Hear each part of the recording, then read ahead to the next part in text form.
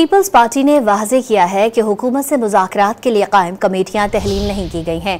बातचीत जारी रहेगी। पार्टी के सेंट्रल एग्जीक्यूटिव कमेटी इजलास में मंजूर करारदाद में मुतालबा किया गया कि हुकूमत मुआहिदे के तहत इस्लामाबाद और पंजाब में मकामी हुकूमतों के इंतखाबात फौरी कराए। कमेटी ने मुतनाज़े केनाल्स की तामीर पर भी तशवीश का इजहार और इस ज़मन में मुश्तरका मफादात काउंसिल इजलास बुलाने का मुतालबा किया है।